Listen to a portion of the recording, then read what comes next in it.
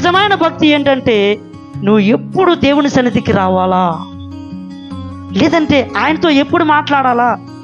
నువ్వు పనికి వెళ్తావు, నీకేమి పెద్ద ఆ పని మీద ఎక్కువ ఉండదు, ఎక్కడ పని చేసుకుంటావు, వెంటనే ఎప్పుడు సమయం దొరుకుతుందా ఆయన వైపు చూడాలా అనిపిస్తుంది.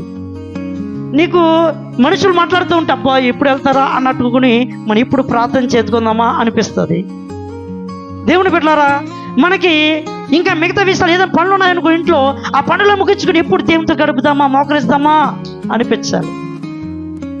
మనం ఏం చేస్తామంటే ప్రార్థించాలా అనుకున్న పరిస్థితి వచ్చిందనుకోండి, అరే పలానా టైంలో ప్రార్థన చేయాలి అని చెప్పేసి ఇంట్లో వాళ్ళు ఎవరన్నారు అనుకోండి, ఆ టైంకి ఇంకా పనులు పొడిగించుకుంటాం మనం. ఇంకా ఆ పని ఇంకా పని అవ్వలేదమ్మా, ఇంక ఈ పని ఆ పని ఈ పని ఆ పని ఈ పని మొత్తం పొడిగించుకుంటూ ఉంటాం. ఎందుకంటే ప్రార్థన అయిపోవాలంతే, ప్రార్థన అయిపోయిందో అది వద్దాం మనం అంటే ఏంటి అర్థమవుతుందండి మన జీవితాలకు ఏం జరుగుతుందో. మనము ఆత్మలో దేవునిలో ఆనందించట్లేదు, సంతోషించట్లేదు.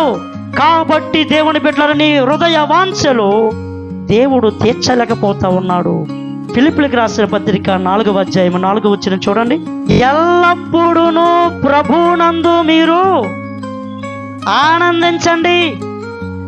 నేను మళ్ళీ చెప్తున్నాను, ఆనందించండి. నీ సహనమును సకల జనులకు తెలియనివ్వండి. దేవుని బిడ్డలారా, నువ్వు దేవుని యందు భయభక్తులు కలిగి ఉంటున్నప్పుడు, నీ జీవితంలో దేవుడు నడిపిస్తున్నటువంటి మార్గములో అది నీకు ఒకవేళ కష్టంగా అనిపించినా, నీకు అర్థం కాకపోయినా, నీవు సహనము కలిగి ఆయన మార్గములో నా దేవుడు ఉన్నాడని ఆనంద గీతం పాడుకుంటూ వెళ్ళిపోవాలి.